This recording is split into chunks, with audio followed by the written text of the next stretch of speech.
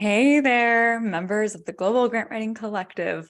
This video is to recap the last year, share some thoughts I've had with you. I've been carrying these around for a couple months and I'm ready to get them out, even though I don't feel like my inner perfectionist doesn't feel like they're perfectly manicured, but I'm just going to let it go, get this out.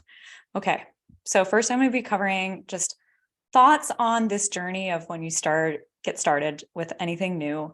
A paradox that Shay identified, and I'm seeing as well that I want to bring up: inflation, the recession, rates to be charging in 2023, a book I'm really a big fan of. Thank you, might like as well. I learned a really hard project management lesson and I just want to share that with you. It's sort of a personal thing. I think it'll help you as well. And just a couple of final tips for thinking about the end of this year and rolling into next year. Okay, so a couple of days ago, we had our end of year celebration with the whole team. It was cool. Erica's in Tokyo. Obviously, Rose is in Morocco. So it was just cool. We're all around the world, all connecting. And part of the agenda was talking about the history of learn grant writing. Because bless her heart, but Shay's beating herself up because she doesn't feel like she produces work as fast as I do. And that's an impossible standard because I work very quickly, but also I've been doing this for years. And so I thought, we really need to share what those early years looked like. And everyone makes their first dollar. Everyone does no one skips these steps. We all do it. And I went through that whole journey, and then if you want to ever want me to put a slide deck together, and I do it, I actually made 44 slides about the history of learn grant writing. And it was really interesting and kind of beautiful to go through. And then I hit the 2-year ago mark.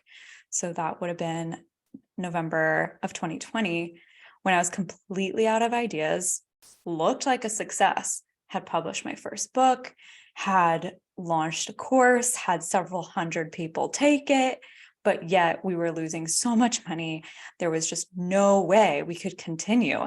We lost $20,000 in the month of December alone 2 years ago. And so I honestly was just at the end, like, I'm a visionary. I have lots of ideas. I had no ideas, none.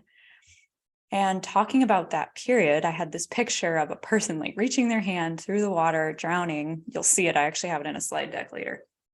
And that's actually what it really felt like. It was just Alex and I, and she'd quit her job to come work with me. And I felt like she'd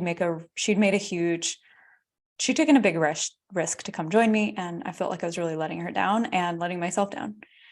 And so I share that because it was this period then that we dug in so hard and we decided, okay, we're just going to focus on that person that wants to build their career. And you know who you are because you're here. You're the members of the collective. Like, you're a very distinctly cool person, not who we exactly had as a customer 2 years ago.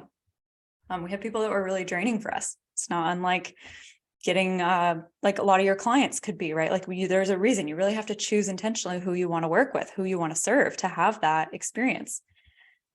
I cried my eyes out. Oh my gosh. It was just a really intense time. And afterwards, I don't know, I guess it gave me more patience and grace and gentleness towards myself that I haven't felt in the past, about just maybe not even processing just how hard the entrepreneurship journey is. And so I share that because now we're a team of 9 and you are so supported, and the collective is so beyond my wildest dreams of what it actually all entails. It has just been an unbelievable ride. And so I just want to share that we all start somewhere. We all do. That it's tempting to give up, but in those moments when you're actually the lowest is when the biggest breakthrough is on the other side. And so if you're feeling that, just recognize it's not something that you just experience the valley of despair once. Like, it's something that can happen at different stages throughout the whole journey. To be entirely honest, I'm kind of in one right now. And I think it's because now we're moving into uncharted territory. I imagined what it would take to become a business like this, to serve you. Like, I saw you in my head. I saw who I had to become. But now I'm like, oh, now what? Now where are we going? Now who do we need to become to be able to continue to serve you? And so just thought I'd share that. Okay, so second thing. This was an interesting paradox that Coach Shay observed, and it was, we want change in our lives, but we don't want to change. Or we want change in our lives, but that does require getting uncomfortable, but we want to stay comfortable. See the paradox? And I have to tell you this being uncomfortable thing doesn't really go away. Like I've realized we have to increase the prices of the collective. It's uncomfortable. It's super uncomfortable. I've been thinking about this for ages and I still haven't figured out what will increase it to. It just doesn't go away. So I guess like to avoid it doesn't mean, or to think you can do it once and it's over. Instead of thinking of it a bad thing either, it's just recognizing like actually the more uncomfortable I am means like the better outcomes are on the other side of this. So what I'm trying to get at is I want you to embrace the fact that it's not meant to be super duper easy, because otherwise everyone would be doing it and everyone would have the life of their dreams. There is work involved, but you do it and you're smart about it and you're strategic and you follow the framework. You have all the tools and resources to pull this off. Like there is literally no excuses not to. And like it's available to you. The third thing I wanted to bring up was I went through Rachel Rogers' Make Money Moves challenge just to see how she put it together. And it was genius. Also, we have book club on that book this week. Thank you, Jess Stack, for hosting us. So one of the points she made on the money mindset really landed with me. And it was that you have to sell no matter what. But we think that if we charge less, the sell won't be as hard. Did you catch that? So when I first had my online course, well, like the new one, the second course, I've had literally, there's been like 5 to get it, 6 to get it to what it is today. But the second one, it was when I'd published my book and I was doing a beta launch to really rebuild it and make it much better. I had this woman in Spokane that I was like, it's a beta launch, it's discounted, it'll never be this cheap again. And it was like $200. Don't you wish you knew me then? So I had to sell this. Like I was up late on this phone call with her, like one-on-one, like literally I knew we could help her so much with what she needed to get funded. And it was still a really hard sell, right? For $200, which is crazy for how much value I gave her. And so, but if you think like, oh, it's $200, like it's a no-brainer, right? Or it's going to be easier for them to say yes. And it's just not the case. So if you think I'm going to charge less so that they'll say yes, so it'll be easier, it's not true. In fact, it can be the opposite, because often if someone's not charging enough, I wonder, do they really know what they're doing? Whatever, like, and they're going to be the ones that take most advantage of your time because they're not respecting it, right? Okay. So let's actually get into a screen share on inflation and the recession. Okay. So since 2020, we've had, according to the US government, a 15% inflation increase. You'll see why I have quotations. That means that you need $115 to buy an item that cost you $100 2 years ago. September 2022 was the highest month in 40 years for inflation increasing. And we're all feeling this and have to respond to it. I am skeptical that inflation is not much worse. So the Consumer Price Index, the CPI, is what the Federal Reserve looks at to measure inflation. It does not include rent or housing. And I don't know about you, but how can you not factor that into the big picture? Because literally that's what affects your interest rate on a new home. Really, like I bought a condo this year, actually like 3 people on our team did. And it's amazing to see how much the interest rates went up just in a few months. Okay, so if we're not even factoring that in, so be it. But that's, I think, just really not acknowledging, like for most of us, that's our largest expense. Then get this. So the measurement that's usually referenced by the Federal Reserve is the CPI-U, which excludes food and energy costs because those are volatile. Like, hello, that's the whole point of why we're tracking this, right? And if you're not factoring in energy costs, as my heat literally just cues on right now, it's -9 out right now, and food, which has gone up a tremendous amount, like, well, what else is really moving the budget, moving the needle in your budget, right?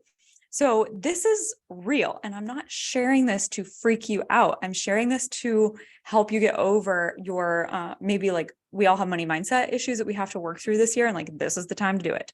Because if your pay is not keeping pace with inflation, you're effectively taking a pay cut. You're saying, yes, I will come to work here for less money than last year.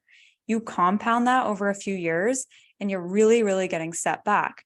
So what this means for you is, besides the fact that you're probably very frustrated with your budget, is that we really have to take a look at what numbers we have latched onto as a fair wage, or that's out of reach money or dream money to make. So you have it in your head. What's a dream number to make annually? Say it. Boom. Right? So I have those numbers too. I used to think like, I'll have made it when I make 100K a year. And so what's been so eye-opening is realizing 100K is not what 100K was when I got out of college and thought that was an aspirational career goal to make, right? And 10 years ago. So because inflation has changed so much. And I think why we were able to kind of latch on to certain numbers is because inflation wasn't changing, but 2 to 3% a year. And generally pay was increasing at that rate. And so we didn't really have to feel it, what it means to have there be an imbalance between the number that we're getting and the number that we have to pay out. Okay, so the reason I share that is that a lot of what we brought up in the coaching call last week had to do with a lot of you not charging enough. And I get it. There's all these reasons we don't charge enough. Like I said, we think it's going to be easier, et cetera. But here are updated fees for 2023. Remember, we're charging on value-based pricing. And so it's not that you're just looking at this fee and this is what you're charging. Like you're still going to go through the whole process of how many hours is it going to spend to take this project. You're going to be factoring in these other factors. I've actually been preparing a YouTube video on value-based pricing. So stay tuned. That'll be out hopefully end of January.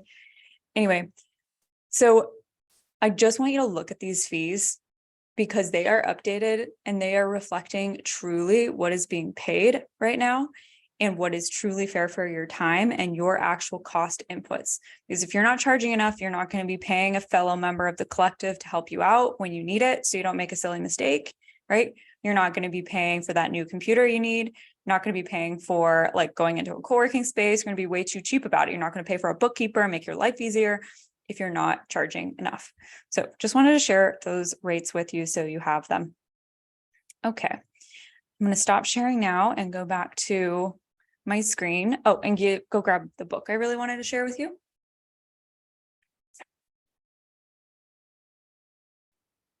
Okay. I'm really enjoying reading this book. It's called Bending Reality: How to Make the Impossible Probable by Victoria Song. Maybe it's just striking a note because this is like the stage I'm at in my life, but I think many of you might find it helpful as well. It's a very fascinating, really like money mindset book, and not actually money mindset, but just a mindset book. And it helps you really think through how our beliefs really set us up for our reality. And the biggest point is that when we have two different states. Like, answer this right now. Are you feeling expansive or contractive? I hope expansive. But maybe all this inflation recession talk made you feel contractive and your shoulders are rolling in and you're feeling really scared for the new year, very like timid about taking action, right? And the whole point here is we need more expansive states to be able to actually bring out our best, right? If like things will come with more ease when we're in an expansive state versus when we're in a contractive state. So I want you to start tuning into, am I expansive right now or contractive? Because this situation with the economy and the recession is actually a huge opportunity, right? And it also just is what it is. Like, you're not changing it, right? Economy is going to go up, it's going to go down. So we have to ride this wave. The best thing you can do is actually respond to it, not just try to ride it out. So instead, we respond by charging more and working through what we have to up here. Trust me, I got to work on it too, to actually be able to keep pace and step and even keep ahead of what's going on in the world. Okay, so quick project management lesson I wanted to share. So I got super sloppy with project management using Asana internally. We had this project we're trying to roll out. It involves couple different people on the team. We've got a new website developer, which is great. So I'm not coding all the time. And it's basically I was very sloppy about it because I was traveling and I just was being lazy. Okay.